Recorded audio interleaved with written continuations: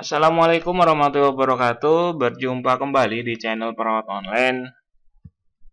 Kita lanjutkan pembahasan mengenai soal SKD 2021 bagian TWK ya. Sekarang sudah masuk ke part ketiga.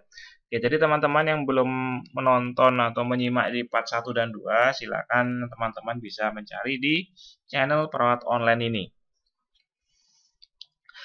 Bagi teman-teman yang baru menemukan channel ini, jangan lupa subscribe channel Perawat Online dan aktifkan loncengnya supaya teman-teman selalu update video terbaru dari channel Perawat Online. Oke, yuk sudah siap semuanya, kita langsung saja ke pembahasan soal ya. Oke ya, saya sampaikan lagi soal-soal ini adalah hasil survei dari peserta yang sudah mengikuti ujian SKD pada waktu sepekan kemarin ya, sepekan kemarin.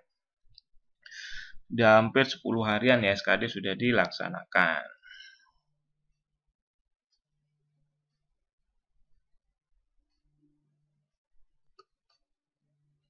Oke, langsung saja kita masuk ke soal pertama. Nah, sila-sila dalam Pancasila dan pasal yang ada pada Undang-Undang Dasar Negara Republik Indonesia 1945 memiliki keterkaitan. Berikut ini pasal yang mencerminkan sila ketiga Pancasila. A. Pasal 18, B. Pasal 28, C. Pasal 31, D. Pasal 33, atau D. Pasal 27.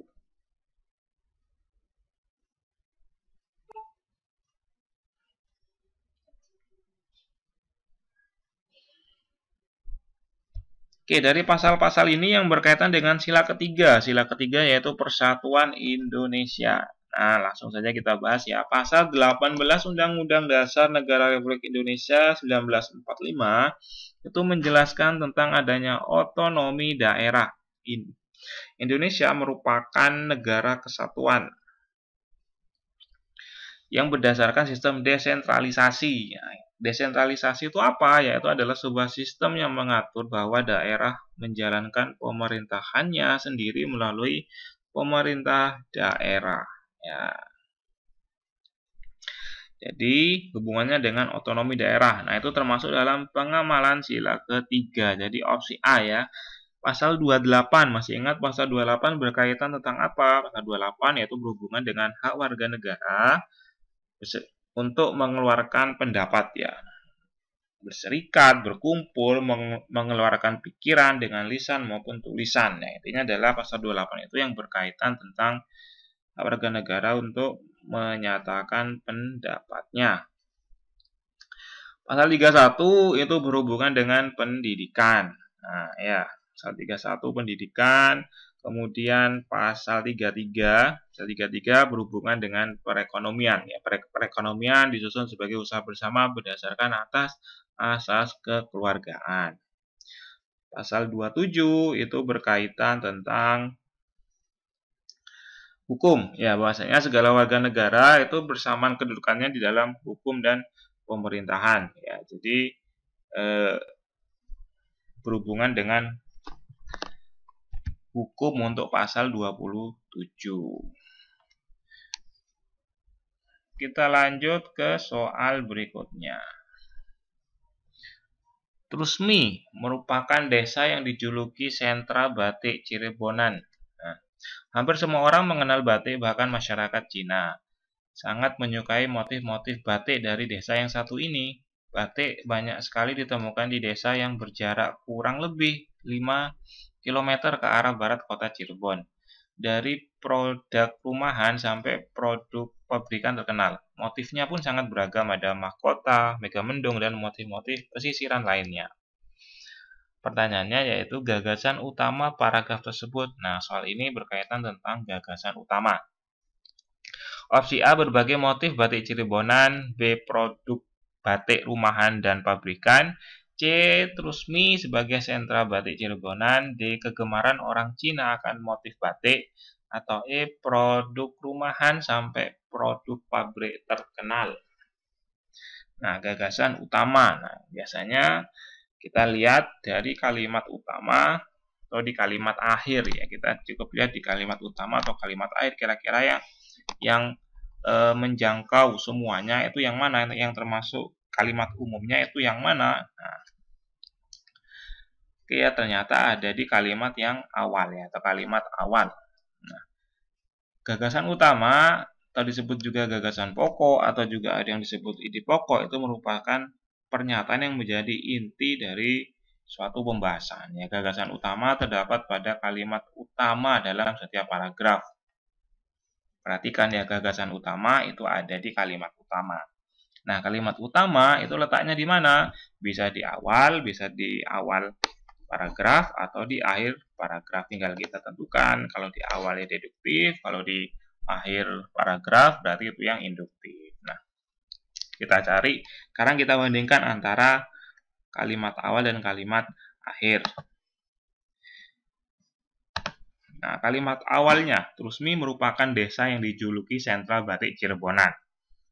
Kemudian kita cari yang kalimat akhir, motifnya pun sangat beragam. Ada mahkota, megamendung, dan motif-motif pesisiran. Nah, yang menjadi kalimat umum itu adalah tentunya bisa kita simpulkan, yaitu adalah Trusmi merupakan desa yang dijuluki sentra batik Cirebonan.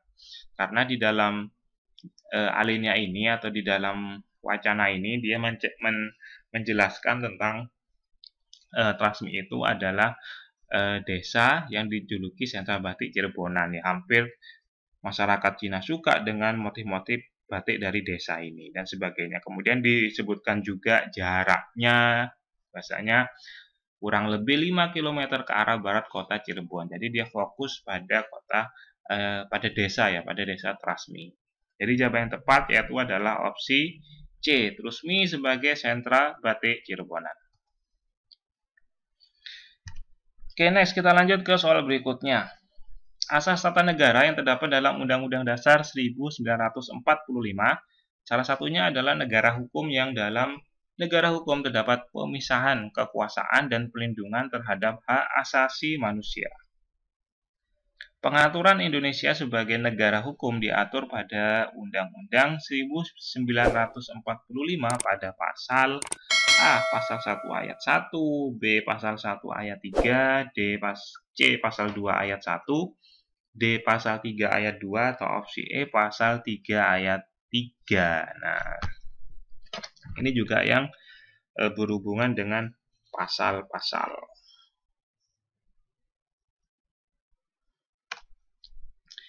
Oke ya, dijelaskan bahwa pada pasal 1 ayat 3 itu menjelaskan bahwa negara Indonesia adalah negara hukum ya. Pasal 1 ayat 3 ya. Negara hukum, ayat tersebut ditambahkan pada saat amandemen ketiga pada tahun 2001 ya. Jadi jawaban yang tepat yaitu adalah opsi B, yaitu adalah pada pasal 1 ayat 3. Nah, kita lihat isi pasal 1 ayat 1 apa? Kalau pasal 1 ayat 1 itu berisi tentang negara Indonesia adalah negara kesatuan yang berbentuk republik. Nah, itu ayat 1-nya. Ayat 2-nya apa? Kemudian, nah ayat 2-nya adalah kedaulatan itu ada di tangan rakyat dan seterusnya. Nah, dan yang ayat 3 itu berhubungan dengan negara Indonesia adalah negara hukum. Jadi yang tepat yaitu adalah opsi B, pasal 1 ayat 3. Kita lanjut ke soal berikutnya. Lembaga negara yang disebutkan dalam aturan peralihan Undang-Undang Dasar 1945 yang harus dibentuk paling lambat tanggal 17 Agustus 2003 adalah, nah, ini soal terkait tentang lembaga negara. A. Mahkamah Agung, B. Mahkamah Konstitusi, C. Komisi Yudisial, D. Dewan Perwakilan Rakyat, atau E. Komisi Pemberantasan Korupsi.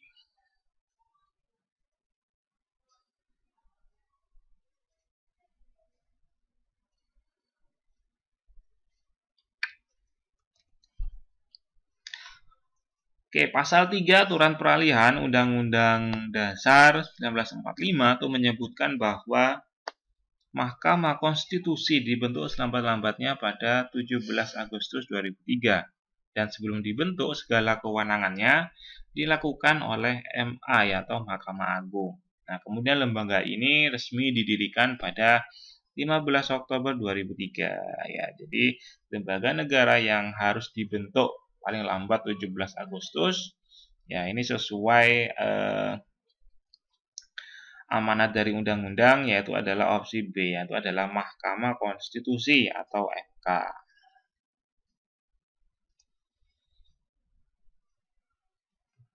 Oke, soal berikutnya. Di bangunan Taman Kupu, kita dapat menikmati panorama kupu-kupu.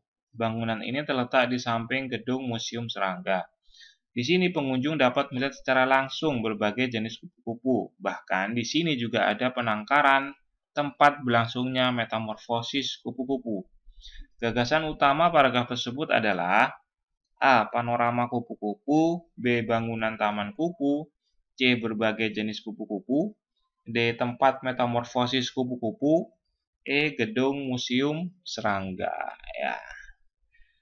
Oke ya, masih ingat cara menentukan gagasan utama ya. Gagasan utama berarti kita harus mencari kalimat utama. Kalimat utama biasanya bisa berada di awal ataupun ada di akhir suatu wacana.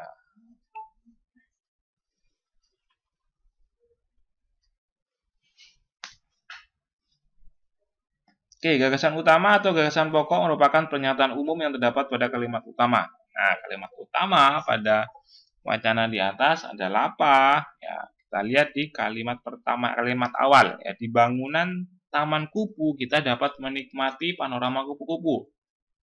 Itu kalimat awal. Kalimat akhirnya, bahkan di sini juga ada penangkaran tempat berlangsungnya metamorfosis kupu-kupu ya.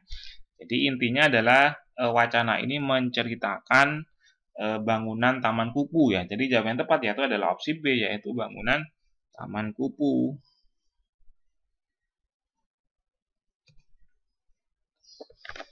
Oke, ini info menarik. Mungkin teman-teman yang masih belum join, masih ada kesempatan untuk join di Teraut Online Sakti Institute. Ya, info lengkapnya akan saya cantumkan di link yang ada di deskripsi video ini. Ya, mumpung masih ada kesempatan, masih ada kuota, plus masih ada harga promonya. Ayo teman-teman bisa manfaatkan ini sebagai sarana untuk mengukur kemampuan teman-teman sebelum nantinya akan terjun ke ujian sebenarnya. Ya, ujian ini dirancang sedemikian rupa, tryout ini ya maksudnya, ada fitur waktunya juga disesuaikan dengan real time ya sebenarnya pada saat ujian nanti, karena nanti teman-teman kan akan ujiannya secara CAT ya, karena secara komputer alangkah baiknya kalau juga teman-teman menggunakan komputer supaya teman-teman terbiasa untuk pada saat ujian nanti.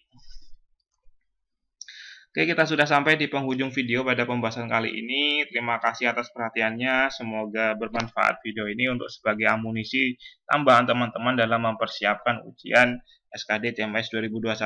Semoga teman-teman bisa lolos di tahap berikutnya, tahap SKB, dan tentunya nanti lulus menjadi CPNS 2021. Ya, terima kasih, saya akhiri. Wassalamualaikum warahmatullahi wabarakatuh.